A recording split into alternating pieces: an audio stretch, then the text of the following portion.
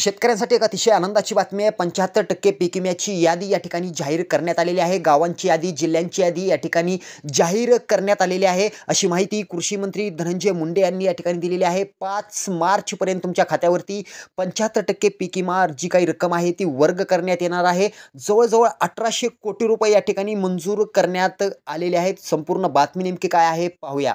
बघा, जिल्ह्यांची या ठिकाणी यादी जर बघितलं तर नाशिकसाठी मित्रांनो लाभार्थी संख्या आहे 3,50,000 यासाठी जी काही रक्कम आलेली आहे ती आहे 155 कोटी रुपये। त्यानंतर जळगाव जिल्ह्यासाठी शेतकऱ्यांची लाभार्थी संख्या आहे 16,921 आणि रक्कम जी आली आहे ती 4 कोटी।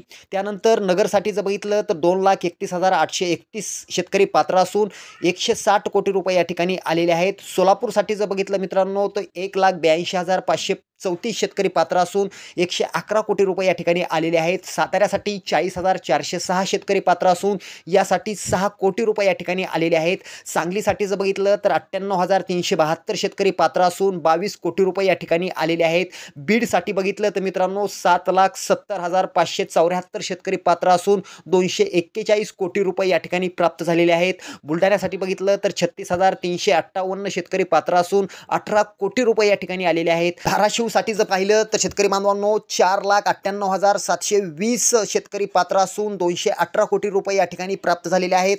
अकोल्यासाठी 1,77,253 शेतकरी पात्र असून 97 कोटी रुपये या ठिकाणी आलेले आहेत।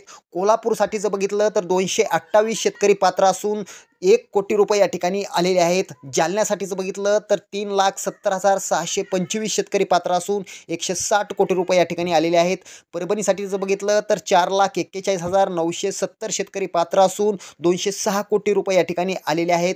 नागपूरसाठी जर बघितलं तर 63,422 शेतकरी पात्र असून 52 कोटी रुपये या ठिकाणी आलेले आहेत। लातूर जर पाहिलं तर 2,19,535 शेतकरी पात्र असून 244 कोटी रुपये या ठिकाणी आलेले आहेत। अमरावतीसाठी जर पाहिलं तर 10,265 शेतकरी पात्र असून 8 कोटी रुपये या ठिकाणी आलेले आहेत। मित्रांनो, बुलढाणा जिल्ह्यातील 98 गावं पीक विम्यासाठी पात्र झालेले आहेत। त्यानंतर जालन्यामधील 144 गावं पीक विम्यासाठी पात्र झालेले आहेत। बीडमधील 64 गावं पीक विम्यासाठी पात्र झालेले आहेत। यवतमाळमधले 161 गावं पीक विम्यासाठी पात्र झालेले आहेत। नाशिकमधले मित्रांनो 91 गावं पीक विम्यासाठी पात्र झालेले आहेत। तर नांदेडमधील मित्रांनो 144 गावं पात्र झालेले आहेत। परभणीमधील 73 गावं या ठिकाणी पात्र झालेले आहेत। लातूरमधील 120 गावं पीक विम्यासाठी पात्र झालेले आहेत। वाशिममधील 112 गावं पीक विम्यासाठी पात्र झालेले आहेत। त्यानंतर कोल्हापूरमधील 73 गावं पीक विम्यासाठी पात्र झालेले आहेत आणि संभाजीनगरमधील मित्रांनो 119 गावं हे पीक विम्यासाठी पात्र झालेले आहेत।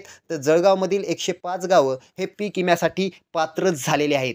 मित्रांनो, या जिल्ह्यातील शेतकऱ्यांच्या बँक खात्यात 5 मार्चपर्यंत या ठिकाणी जी काही 75% पीक विम्याची रक्कम आहे ती जमा करण्यात येणार आहे। बाकी उरलेल्या पात्र जिल्ह्यांची यादी लवकरच लावण्यात येईल, अशी माहिती कृषी मंत्री धनंजय मुंडे यांनी दिलेली। व्हिडिओ कसा वाटला आम्हाला नक्की कळवा। धन्यवाद।